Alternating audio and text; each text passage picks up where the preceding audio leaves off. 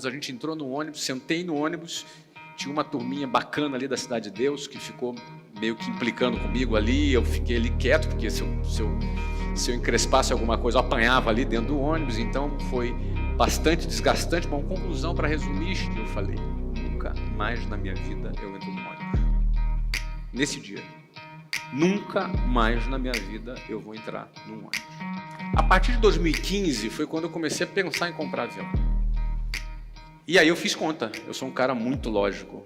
Muita coisa ia mudar pra você se tua renda saltasse para uns 8 ou 10 mil reais no mínimo, é ou não é? Então tá aqui o jeito, o pacote Full Stack da Dunk Coach pra você virar um programador mais do que completo. Você vai estudar sem sair de casa, você vai ter mais de 20 certificados no maior e mais completo curso de programação do Brasil. Não vai existir concorrência pra você. Full Stack da Dunk tem milhares de aulas, tem centenas de projetos práticos que vão te ensinar a criar sites, aplicativos, sistemas, linguagem de programação, design web, apps, hacker ético, inglês, marketing digital para programadores. Sério, galera, é muita coisa. Sério, né? Pra você virar o profissional que as empresas vão querer a todo custo. Tudo isso por um preço muito acessível. Então vem no link aqui da descrição pra você ver tudo que você pode aprender com Full Stack. Bora pra cima que o futuro é seu. Que eu fiz bastante coisa mesmo. Queria te perguntar uma coisa, que você uma vez tirou onda comigo e agora você vai ter que responder sobre isso. Eu já sei o que você vai falar. Ai, que salvação. Estou lá um dia conversando com o Flávio. Flávio, por que você não tem seu jato? Aí ele me descascou. Boa. Jato isso, jato aquilo. Aí eu falei, mas esse relógio no seu braço? Ele falou assim que gasta muito dinheiro. Aí eu falei, mas esse relógio seu aí também é uma escolha sua. Bati a boca com ele. Ele foi um cara que eu assisti um vídeo dele, eu acho que a Bárbara tem razão. Acho que você pode, isso eu só acho, tá? Sua vida vá cuidar dela e você faz o que você acha. Você já está fazendo bem, inclusive. Mas a sugestão que eu acredito é que cenas como aquela me marcou muito. Uhum. Aquela cena você indo para um jato e escreveu assim, ó, eu gravei a tela. Se as decisões que você tomar der certo, todo mundo ganha. E o contrário também é verdadeiro. Aí ele e a família indo para um jato. Uhum. Eu vi aquele vídeo, eu gravei. E falei, antes de conhecer ele, respirei e falei assim, eu vou viver exatamente isso. Eu não aceito viver menos que esse cara está fazendo aqui e falando. Eu não sabia que ele, por questões de lógica financeira, é melhor ser investido do que comprar um jato mesmo, eu entendo. É melhor fretar. É melhor fretar. Só que aí, ele comprou um jato agora e gastou uma pá de dinheiro e eu fiquei assistindo aquela cena. Uhum. Eu queria saber como é que foi seu destravar. Muito interessante falar sobre isso. Mim.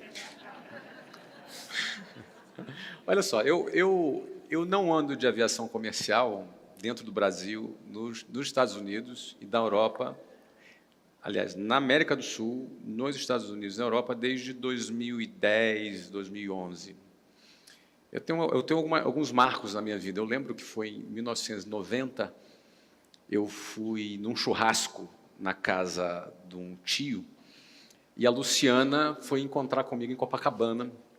A gente namorava e a gente foi nesse churrasco. Então a gente saiu de lá 11 horas da manhã para esse churrasco. E aí fomos para a Avenida Atlântica esperar um ônibus. A Avenida Atlântica é aquela rua da praia em Copacabana, pegar um ônibus. E a gente esperou meia hora, 40 minutos, 1 hora, e aquele ônibus não chegava, 1h30 a gente esperando, já com fome. E aí decidimos pivotar a ideia, peguei um ônibus para Barra da Tijuca, pegamos lá um ônibus para Alvorada, levou mais 1 hora, chegamos lá 2h30 da tarde na Alvorada, era um domingo, lotado de gente, porque era domingo, dia de praia, na Barra da Tijuca, na Alvorada, ali estava lotado, eu fiquei mais uns 40 minutos esperando o ônibus, a gente entrou no ônibus, sentei no ônibus, tinha uma turminha bacana ali da Cidade de Deus, que ficou meio que implicando comigo ali, eu fiquei ali quieto, porque se eu encrespasse alguma coisa, eu apanhava ali dentro do ônibus, então foi bastante desgastante. Bom, conclusão, para resumir, cheguei lá na Taquara, em Jacarepaguá, na casa do meu tio, tive que andar com a Luciana, subindo ali uma ladeira, e chegamos lá na casa do cara, era 4h30 da tarde, tinha uns pedaços secos de carne, e aquele dia eu falei, nunca mais na minha vida eu entro no ônibus. Nesse dia, nunca mais na minha vida eu vou entrar num ônibus. Esse dia eu voltei para casa, de carona, com esse meu tio. No dia seguinte, eu comprei um carro. Pendurado, um Passat Comprei um Passat 86, não era álcool não, era gasolina, era um Passat Responsa, um Passat Pointer, era um negócio bacana na época, os mais velhos vão lembrar aí, né? E, cara, pendurado, não tinha dinheiro, tinha outro problema, não sabia dirigir. Também não sabia dirigir. E aí fui aprender a dirigir, eu só falei o seguinte, eu não ando mais de ônibus. Até eu aprender a dirigir aquele carro, eu só andei de táxi, eu não andei mais de ônibus, nunca mais na minha vida eu andei de ônibus. Um dia, em 2010, eu falei, não entro mais num avião comercial. Não entro mais. Então, a partir daquele dia, só fazia voo comercial em voos intercontinentais. Estados Unidos, Brasil, Europa. Não é? Ou seja, eu tenho aí quase 14 anos de aviação executiva. A partir de 2015, foi quando eu comecei a pensar em comprar avião. E aí eu fiz conta, eu sou um cara muito lógico, e fiz a conta que eu continuar fretando todas as vezes que eu queria, era muito mais em conta do que eu comprar. Porque quando você compra, você tem um custo de capital. Ou seja, você vai comprar um avião, 15 milhões de dólares, você deixa de ganhar 10% ao ano desses 15 milhões de dólares. 1,5 milhão de dólares é só o custo de capital. Fora o custo fixo, fora o custo variável, fora a depreciação. Porque as pessoas costumam calcular apenas o quê? O custo operacional. Eu sou bom de matemática, eu calculo também o custo de capital. Só tem uma coisa do avião, que ele é bem comprado, ele vai valorizar sempre, principalmente no Brasil, né? Ele não para de valorizar. É por causa aqui da pandemia, né? A pandemia foi um ponto fora da curva. Não é? A pandemia foi um ponto fora... Mas antes dele, toda a aviação, eu não voo há mais tempo que você, mas virei aviador nisso, eu não vi uma curva de 2008 para cá, avião desvalorizando. Talvez uma compra mal feita. Uma compra bem feita, só assim, ó, só a valorização. Claro que tem a depreciação do motor e tudo. Você tem overhaul, você tem todo o custo. Já fiz 2 vezes, nem tem medo, eu já entendi o jogo. O custo você faz, exatamente. E eu nunca comprei, entendeu, Pablo? Nunca comprei. Então, eu vou sempre fretei. Aí o que eu me convencia para fretar? Cara, eu andei em Global, andei em 7X da Falcon, Falcon 900, Falcon 2000, Gulfstream, enfim. Eu cada hora vou voar no avião que eu quiser, eu contrato e ponto. Não compensa. O que mudou? Essa é a tua pergunta. O que mudou? O que mudou é o seguinte, meu caro amigo. É um tema perigoso de falar. As pessoas precisam tomar cuidado para ouvir isso aqui.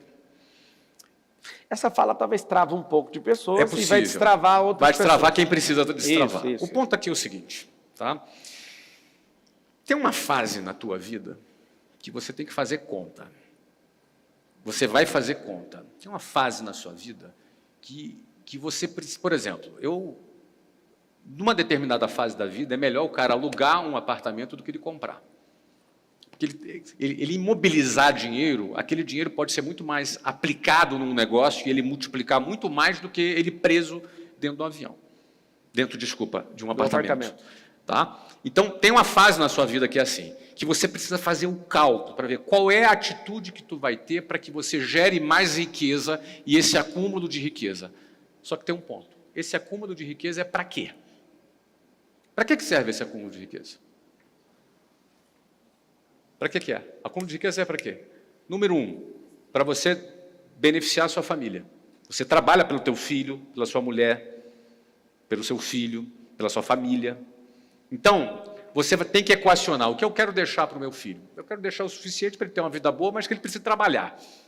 Que ele não fique um parasita de herança. Então, eu vou ter um planejamento sucessório. Então, parte da riqueza que tu constrói é para um planejamento sucessório. Outra parte da riqueza que você constrói é para você investir, doar e apoiar causas que você acredita. Eu estou falando o meu método, tá? Não sou dono da verdade. Então, eu pretendo investir, doar, gastar minha riqueza com causas que eu acredito. Podem ser causas sociais, podem ser causas espirituais, podem ser causas de qualquer natureza que faça parte daquilo que você acredita. Então, um segundo pedaço da riqueza que eu construo é para apoiar aquilo que eu acredito, para a humanidade, para o legado que eu quero. E uma terceira parte é para eu desfrutar. Uma terceira parte é para eu desfrutar. Então, se eu, no meu planejamento sucessório, eu tenho 52 anos, pretendo viver algum tempo ainda na vida. Se eu já tenho equacionado o meu planejamento sucessório para a minha família, e já tenho equacionado o que eu estou disposto a investir e doar para causas que eu acredito, todo o restante dessa riqueza que eu construí e continuo construindo, eu ainda não consegui, eu não quero parecer arrogante, mas eu vou continuar a minha construção aqui, né? Eu ainda não consegui gastar mais do que eu produzo de dinheiro todos os anos. Eu ainda produzo muito mais do que gasto, mesmo com tudo que eu gasto. Mas ainda assim, se eu já fiz o meu planejamento sucessório, se eu já fiz o meu planejamento para apoiar ou doar dinheiro para as causas que eu acredito, 100% desse outro dinheiro, se sobrar no dia que eu morrer, é fracasso. O que eu quero dizer é o seguinte.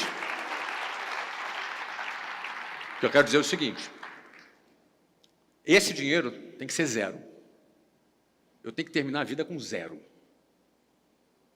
Porque se eu já fiz um planejamento sucessório, se eu já fiz um planejamento... É forte, né? Se eu já fiz um planejamento sucessório, se eu já fiz um planejamento de doação para as causas que eu acredito, qualquer dinheiro que sobre na minha conta no dia da minha morte é fracasso, é desfrute que eu não tive. Nesse ponto, o que significa dizer... A partir de uma fase da vida, e tomem cuidado para entender isso que eu estou falando, porque muito provavelmente você não está nessa fase, eu já estou. A partir de uma determinada fase da vida, a meta é terminar com zero.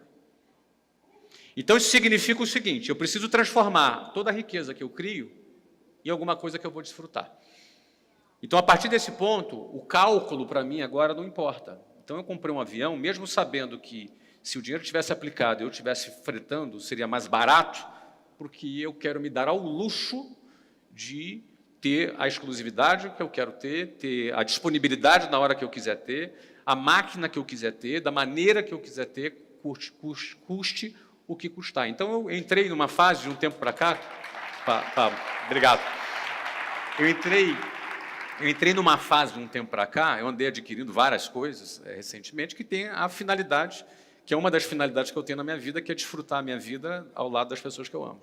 Então, agora, essa conta, que sempre foi muito importante para mim numa fase anterior, nessa fase agora, ela não é mais importante.